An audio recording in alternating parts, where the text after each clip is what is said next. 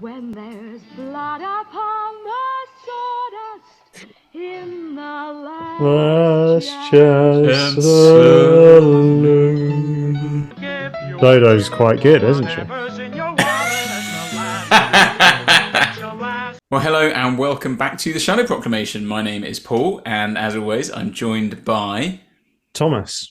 And we are continuing our watch through all of Doctor Who from 1963 onwards, right up to today.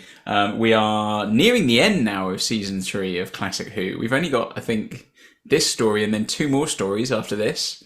So we've got the Gunfighters today. It's good because we finally got something that exists in full. That's been tricky this season because there's lots of episodes missing. So we've got a 4-parter that exists in full, which is nice. And then we've got a couple of we've got a recon for the next one, and then another story that exists in full. So we are on the sort of home stretch. So with that in mind, it's worth saying at the end of each series, we tend to do a sort of a roundup of the season. And we'd like to ask you guys for questions for that. So if you've got a question you'd like to ask us about season 3, chuck it in the comments down below. Let us know it is for the season 3 roundup, so that we know what it is and we don't get confused. Because we'd love to kind of engage with that. We tend to do a live thing. And yeah, keep throwing your comments down below about the episodes. They're proving to be really interesting. Lots of good discussion around some of the things that are coming up. And of course, give it a like and a subscribe. And I mean, here we are, Thomas, the Gunfighters. I think when I started doing a Doctor Who watch through before, I think this was the story I think I saw this, but I don't think I got any further after this story. I think this is the last one, only because I think when I think about the next story, it's the one story I look at and go, I'm not sure I've ever seen it. So that's the next one coming up. So I have seen this before, but I don't remember lots about it. It was broadcast on the 30th of April to the 21st of May 1966, written by Donald Cotton, directed by Rex Tucker. And yeah, there's quite a lot of stuff about it, I guess, but I mean, maybe some of it we just address as it appears, see what we make of it, see how we go, I guess. Awesome. Well, I'm excited. Yeah, me too. Oh yeah, I remember how the last one ended. He ate a sweet and then started dying, didn't he? Yeah. So, I was going to say, interestingly, might not be actually that interesting. This is the only story in Classic Who, or at least the last one, until that uses the Doctor's name in the title properly. Oh, really? The next time it's used is the Doctor Dances in the Christopher Eccleston era. Oh my goodness, that's a massive gap. It is. There is a story. There are a couple of stories called like Doctor Who and the Silurians, but obviously they're not using the name of the Doctor correctly there because that's not his name. And I will fight anyone that disagrees. How do people find these stats? It's incredible. It's like when you watch the World Cup and you're like, this is the first team to pass from the left-hand side to score the 3rd goal of the game. You're like, how many matches have you trawled through to extract that very particular statistic? Now this song, "The Last Chance Saloon," is going to pop up quite a bit through this, I think. And it's a song specially written for the series, which doesn't happen again until the 80s, until the Peter Davison era, or some would say even the Sylvester McCoy era. So it was actually sung by Linda Barron, who you might not know the name of, but you might recognise her. She played Nurse Gladys Emanuel in Open All Hours with Ronnie Barker and David Jason. Oh, okay. I've heard of that show, I think. Never seen it. Now, I quite like this set again. I mean, I always like a good set. And today on the Shallow Proclamation, we're watching Back to the Future 3. What's the matter, Doctor? I always think it must be really awkward before they do when they do the shot where all 3 are coming out of the TARDIS and they're like standing in there for 10 minutes. Yeah, it's really crammed. If they didn't know each other well before that, they did afterwards. So actually, the Doctor's not dying; he's got a toothache. Ah. Have you ever had it? That sounds like. No, I haven't actually. No, I've not had it.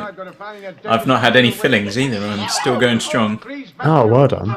Yeah, same actually. I mean, I've had fillings like in tortillas and stuff, but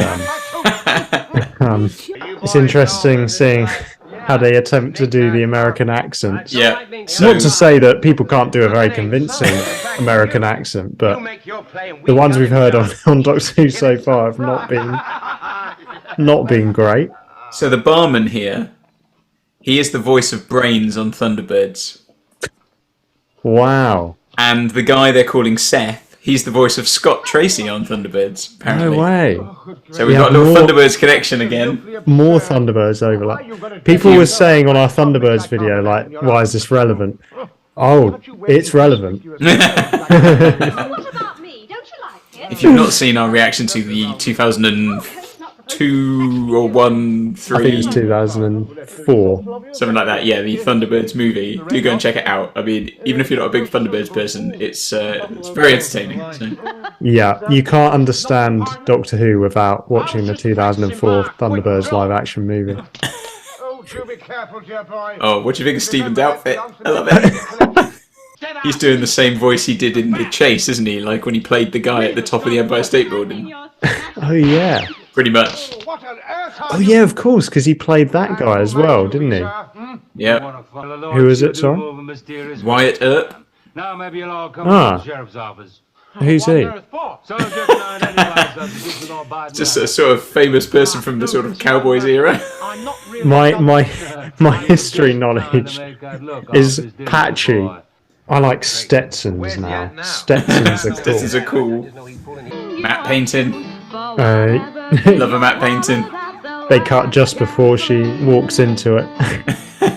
Now you move that real easy, real easy. That's my heart rate. It is a very interesting thing, the way they're using the music, isn't it? Like, just between scenes. Doc Holliday, I gotta talk to you. Yeah, it's quite out there, isn't it? It feels like the show is always pushing the boat out. Dr. Caligari. Doctor Who? Yes, you're quite right. Satisfying the sheriff here that we're a humble... We haven't heard that for a while, have we? No. At the moment... So that guy who plays Seth Harper, who is the voice of Scott Tracy, and he's the one I actually recognise. Apparently he's in, and I think, yeah, I can picture him now. He's in A New Hope, Star Wars A New Hope. Right. Apparently he's also in Superman and Batman Begins. And he was in The Spy Who Loved Me. Gosh, he's done quite a lot. And he passed away in 2019, so Wow. relatively recent. What a career. Yeah, there you go. Yes, I do recognise him from Star Wars, so definitely.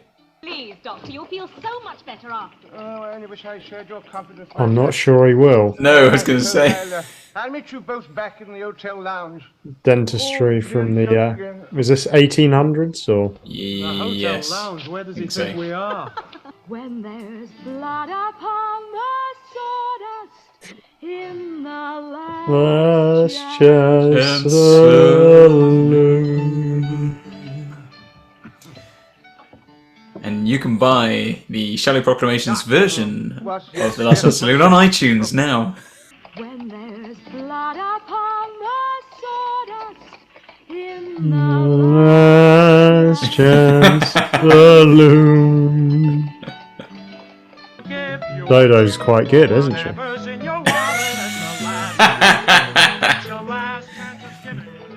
I have a feeling she might not actually be playing.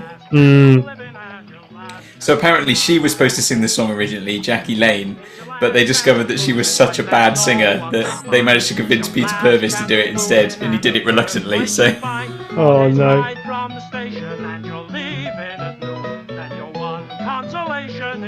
Well, God, that is a heck of a cliffhanger right there. Like, Don't shoot the pig. never have we felt more imperiled than we have just then. Like, Yeah. that could be a contender for worst cliffhanger ever. Like, not even remotely perilous, you know.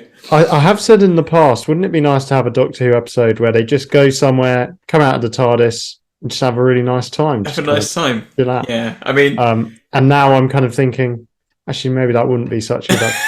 But, I mean, they are being held at gunpoint, Thomas. Like, Sure, it's not sure. exactly just a nice day out, is it? Like, no, the Doctor had a tooth removed, so... yeah, without anaesthesia. Like, Yeah, so not all is well. No.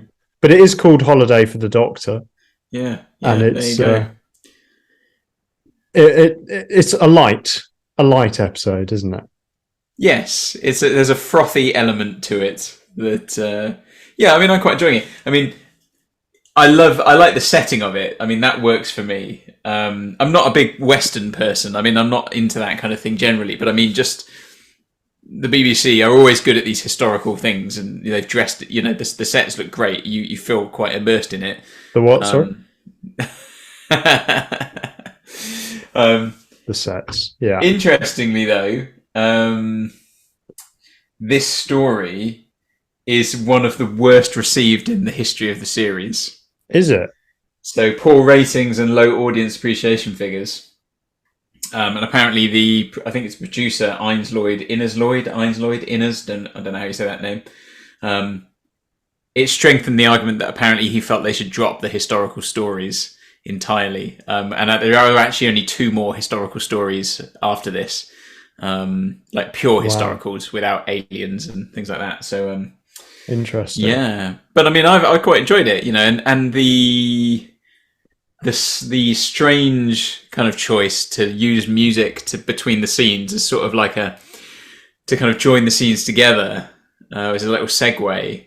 Yeah, like you said, I like the fact that the series tries to do different things. It doesn't kind of just say that's not how it works. We can't do that. They're like, yeah, we'll have a pop at it. yeah. It tell you what it reminds me of. It doesn't really remind me of, but the idea that you can just do something completely radical. Did you ever watch Buffy the Vampire Slayer? No, I've heard a lot of good things. You ever come across Buffy the Vampire Slayer? So I used to watch a lot of it when it was on BBC, kind of around tea time, on weekdays or one of the weekdays. But there's an episode in that where the whole thing is a musical. So like they just sing the whole thing. And they just decide to chuck it in, And a few other series have done that. I can't think what they are, but just in a whole episode where normally it's just a usual kind of drama, sci-fi, whatever type thing it is, but they just do it as a musical. So nice. And elements of that here, just this kind of we'll just chuck it and have a go. I quite like that. So you know what? Why not? Yeah. Great. Yeah. Well, I'm intrigued to see where it goes after that overwhelming cliffhanger.